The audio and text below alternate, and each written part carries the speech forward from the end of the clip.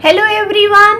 Today I have came up with a new chapter of accountancy for class 11 students, and that is chapter 8, Origin of Transactions, Source Documents of Accountancy. This chapter is quite easy chapter और हम इन चीज़ों को daily life में भी अपनी देखते रहते हैं, ऑब्जर्व करते रहते हैं, तो हमारे लिए इस चैप्टर में कोई भी डिफ़िकल्टी नहीं है। तो सबसे पहली चीज़ that we must know is what are source documents. Source documents क्या होते हैं? अब सोर्स डॉक्यूमेंट्स ऐसे डॉक्यूमेंट्स होते हैं जो एक ट्रांजैक्शन को रिकॉर्ड करने के लिए सोर्स बनते हैं, मतलब जिनके बेसिस पे जिन चीज़ों को चेकआउट करके हम सबसे पहले अपनी ट्रांजैक्शन को अपनी बुक्स ऑफ अकाउंट्स में रिकॉर्ड करते हैं। That's why it is also known as origin of transaction, कि हमें कैसे पता चला कि हमारी ट्रांजैक्शन वहाँ से हुई। तो सिंपल सी अगर भाषा में हम बात करें, हम फर्स्ट चैप्टर से पढ़ते आ रहे हैं कि firstly will record the transactions in journal. हम जर्नल बनाएंगे, तो हम किस बेसिस पे जर्नल बनाएंगे? सोर्स डॉक्यूमेंट्स के बेसिस पे। सोर्स डॉक्यूमेंट्स वो डॉक्यूमेंट्स होते हैं जिनके बेसिस पे हम अकाउंटिंग परफॉर्म करते हैं या अकाउंटिंग स्टार्ट करते हैं। यहाँ से हमें पता चलता है कि ट्रांजैक्शन जो है वो कहाँ से निकली है। So let's move on to other things. तो हमारे पास कौन कौन से डॉक्यूमेंट्स हैं? The chapter is all about these things. कौन कौन से डॉक्यूमेंट्स हैं हमारे पास? So the very first is cash memo. Cash memo बहुत बार देखा होगा, अगर आपने कोई भी सामान परचेज किया है तो उस बिल के ऊपर कहीं ना कहीं कैश मेमो ऐसा लिखा होता है। उसमें और क्या क्या चीज़ें होती है? उसमें बहुत सारी चीज़ें मेंशन होती है, जैसे कि हमारी आइटम्स, मतलब जो भी हमने परचेज की उसके रिगार्डिंग बहुत सारी इन्फॉर्मेशन हमें अवेलेबल होती है, जैसे कि हमने कौन कौन सी यूनिट्स परचेज की हैं, कितनी क्वांटिटी में परचेज की हैं, पर यूनिट का रेट क्या था, हमें टोटल कितना पे करना पड़ा, तो ये सब चीज़ें उसमें मेंशन होती हैं। तो बेसिकली ऑब्वियस ही बात है, हर बिल में यही चीज़ें मेंशन होती हैं। लेकिन कैश मेमो में ऐसा क्या डिफरेंट होता है जो हम उसे बिल, इनवॉइस दिस वे नहीं बोलते? तो cash memo is just for cash transactions. अगर आपने कैश में पेमेंट की है तो you will get cash memos. लेकिन अगर आपने कैश में पेमेंट नहीं की, बिल तो आपके पास फिर भी जाएगा। बहुत बहुत केसेस में ऐसा होता है बिजनेसेस में कि हम लोग परचेज कर लेते हैं क्रेडिट बेसिस पे। हमें पता है क्रेडिट बेसिस पे परचेजेस होती है, हमें दोनों बेसिस पे बिजनेस चलाना पड़ता है। तो कैश बेसिस पे जब परचेजेस करते हैं तो हमें जो रिसीट मिलती है as in the form of bill, that is cash memo. और जब हम कैश पेमेंट नहीं कर रहे, क्रेडिट पे चीज़ें परचेज कर रहे हैं, तो जो हमें रिसीट मिलेगी एज अ बिल कि हमने ये चीज़ परचेज की है, that would be invoice. The major difference is this. Cash memo में तो हमें सिर्फ इतना पता है कि हमें कैश रिसीव हो गया, तो हमें ये चीज़ ध्यान रखने की ज़रूरत नहीं होती कि हमें पैसा कहाँ से किसने दिया। That things we do not record. But अगर इनवॉइस का केस है, बिल का केस है, यानी जो हमारी सेल्स है वो क्रेडिट सेल्स है, तो हम उसमें स्पेसिफाइड रखेंगे ना कि मिस्टर ए के साथ हमने सेल्स की हैं और उनसे पैसा we have to receive, right? तो इस केस में जब इनवॉइस या बिल प्रिपेयर होता है तो हम जो भी हमारा कस्टमर होता है या जिसने भी हमारे पैसे देने होते हैं, जो भी हमारा डेटर बनता है, उसका नाम भी स्पेसिफाई किया जाता है, प्लस में वो सारी डिटेल्स जो कैश मेमो में गिवन होती है। Next term is receipt. अब रिसीट जो है it is quite common term कि जो हम अपनी डेली लाइफ में यूज़ करते हैं। तो सिंपल सा मीनिंग क्या है कि सपोज किसी कस्टमर ने किसी शॉपकीपर के, किसी ट्रेडर के पैसे देने थे, वो पैसे दे देता है, तो जो ट्रेडर है वो कस्टमर को वापस रिटर्न में एक रिसीट देता है। सपोज अगर हम लोग अपने कहीं पे भी पेमेंट करके आते हैं, किसी भी सोर्स में हम अपनी स्कूल्स की फ़ीस पे ऑफ करते हैं, तो हमें वहाँ से भी एक रिसीट रिसीव होती है कि उन्होंने पैसा रिसीव कर लिया है। तो आपके पास एज अ प्रूफ होता है कि you have paid the money. That's why कि हम लोग अपनी जो वो रिसीट्स हैं वो संभाल कर रखते हैं कि अगर कोई भी कन्फ्यूजन अराइज होती है तो हम उन रिसीट्स के साथ अपनी चीज़ों को मैच आउट कर लें। सिमिलरली जो फर्म्स हैं, बिजनेस फर्म्स हैं, वो भी सेम चीज़ करती हैं। वो क्या करती हैं, कोई भी अगर पेमेंट उनके पास हुई है तो उस पेमेंट की ना वो 2 रिकॉर्ड्स रखते हैं। ओरिजिनल कॉपी होती है वो तो कस्टमर को दे दी जाती है जिसने पेमेंट की है, और जो उसकी डुप्लीकेट कॉपी होती है वो फर्म अपने पास रख लेता है ताकि उनकी फर्दर ट्रांजैक्शंस या अकाउंटिंग जो है वो लोग परफॉर्म कर सके। Next term is debit note. Debit note हम तब प्रिपेयर करते हैं जब हम अपने गुड्स को सप्लायर को रिटर्न कर रहे हैं।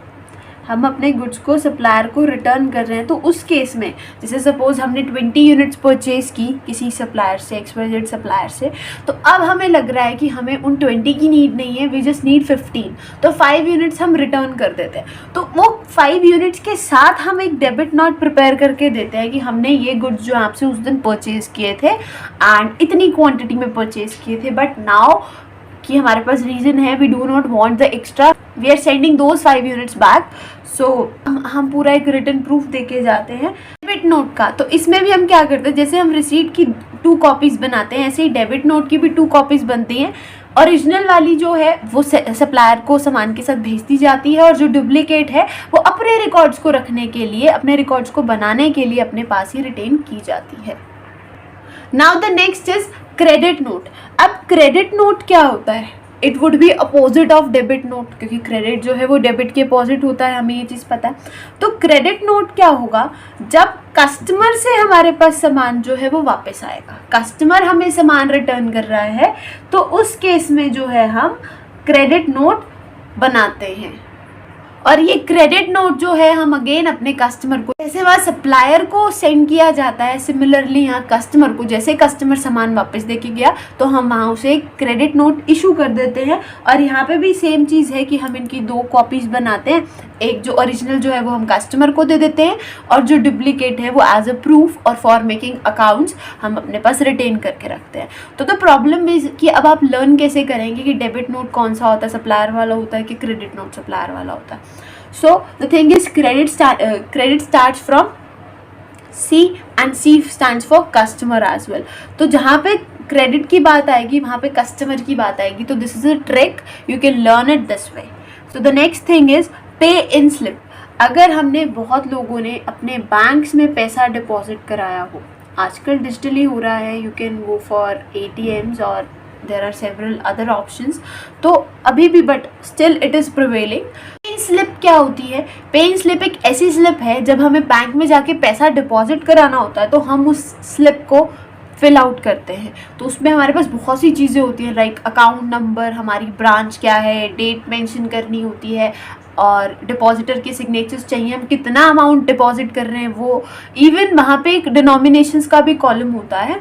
तो whenever you go to bank you just check out once कि एक पे इन स्लिप दिखती कैसी है। तो पे इन स्लिप का कुछ ऐसा स्ट्रक्चर होता है, पे इन स्लिप कुछ इस तरह से डिवाइडेड होती है कि एक स्लिप होती है और उसमें 2 पार्टीशंस बने होते हैं, और ये वाला जो पार्टीशन होता है, दोनों चीज़ें, जैसे ही आप पैसा डिपॉजिट कराते हो तो दोनों पे ही आपको डिटेल्स मेंशन करनी होती है, लाइक अकाउंट नंबर, कितना अमाउंट डिपॉजिट करा रहे हो, कैसे डिपॉजिट करा रहे हो, and date, and there are several things that are also mentioned here.